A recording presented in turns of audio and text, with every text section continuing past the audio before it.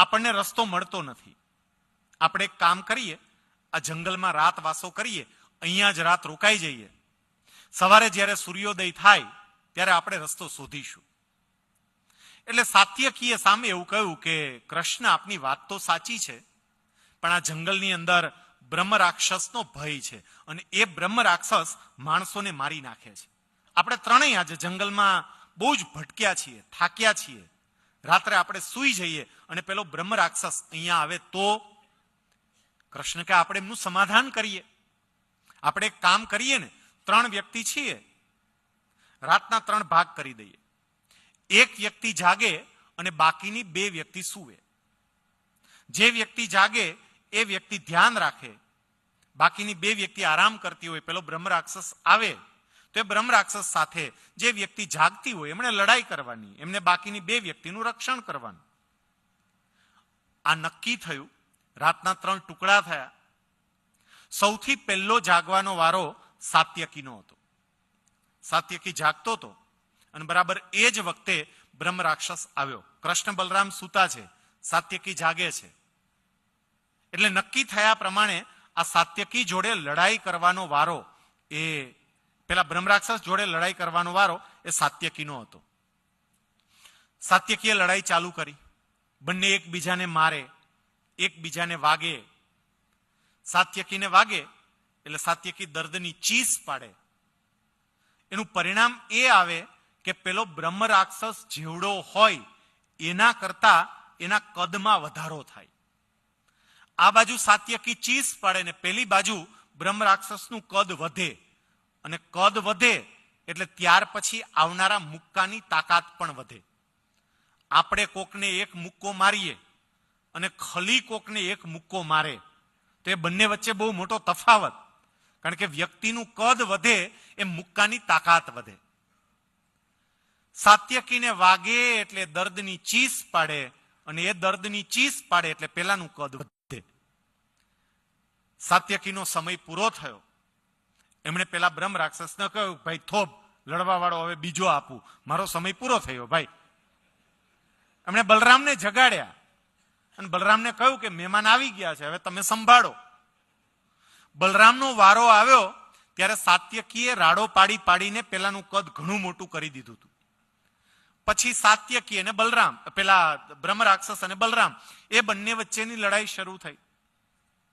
બ્રહ્મ રાક્ષસ બલરામને મારે, બલરામને વાગે, વાગે એટલે એ પણ દર્દની ચીસ પાડે અને પેલાનું કદ મોટું થાય. બલરામનો સમય પૂરો થયો. ભગવાન કૃષ્ણનો વારો આવ્યો અને જ્યારે કૃષ્ણનો વારો આવ્યો, કૃષ્ણએ જોયું કે આ બંને જણાએ રાડો પાડી પાડીને પેલાનું કદ બહુ જ મોટું કરી દીધેલું. પણ કંઈ વાંધો નહીં, એમણે જોયું, ભલે ગમે એટલું મોટું કદ હોય, મારે લડવાનું છે આમની જોડે. એમણે લડાઈ શરૂ કરી.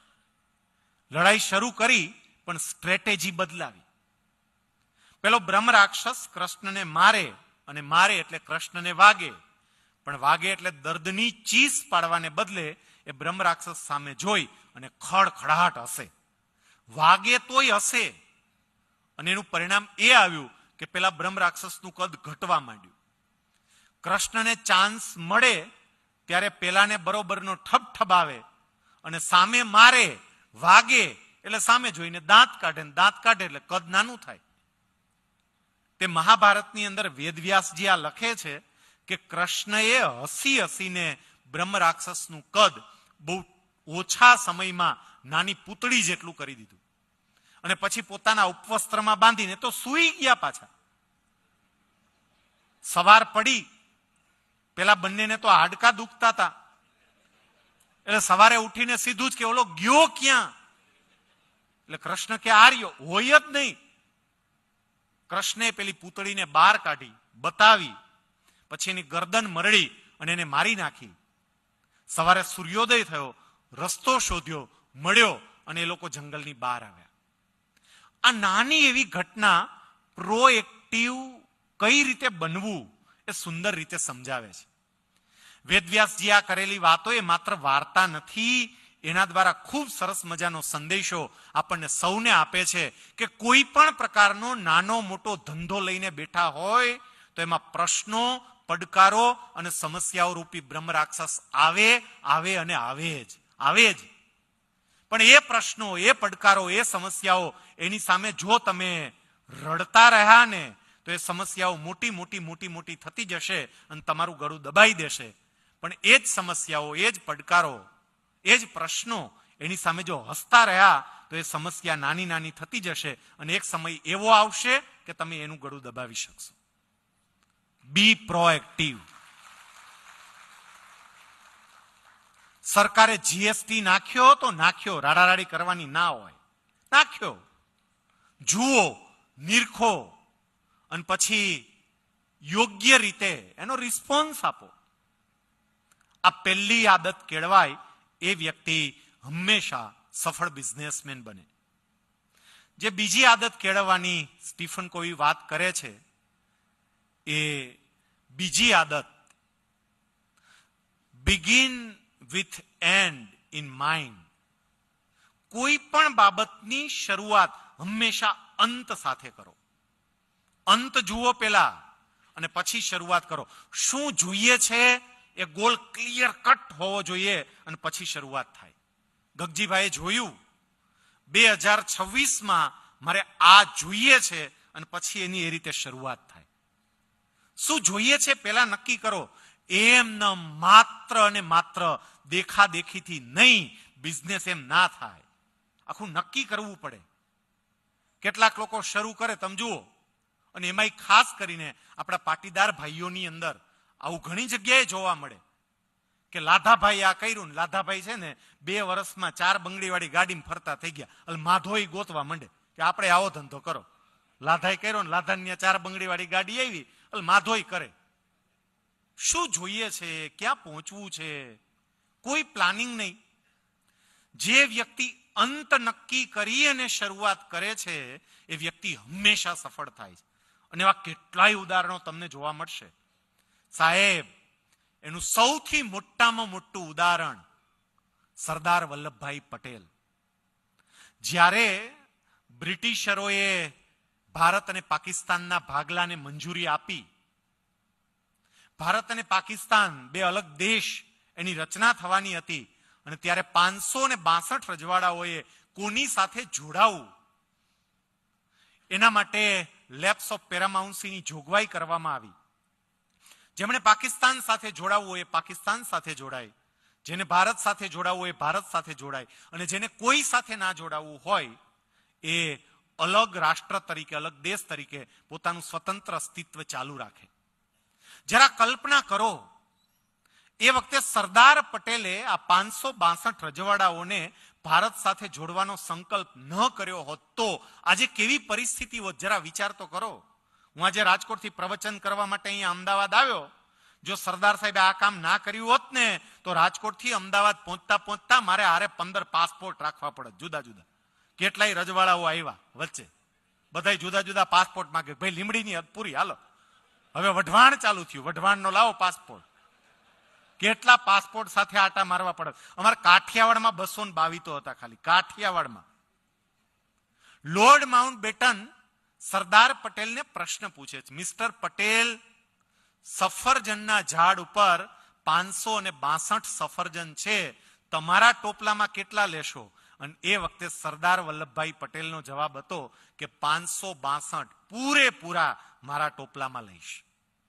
કેટલું ક્લિયર જોવે છે અને એ પ્રમાણે એમને જે કંઈ પણ પગલાઓ લીધા છે તમે જુઓ તમને ખબર પડે. એમને અંત નક્કી હતો કે મારે આ જ કરવાનું છે અને એ કરવા માટે માત્ર 2 પગલાઓની બહુ ઝડપથી હું આપને વાત કરું. જ્યારે નવાનગરના મહારાજા એ મોહમ્મદ અલી ઝીણાને મળવા માટે પાકિસ્તાન જવાના હતા. નવાનગર એટલે જામનગર.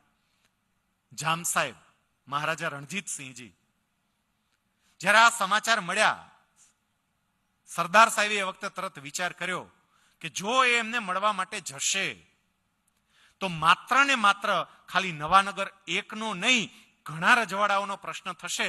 કારણ કે કાઠિયાવાડના 222 રજવાડાઓનું એક એસોસિએશન હતું, એક સંગઠન હતું અને જામ સાહેબ એના પ્રેસિડેન્ટ હતા.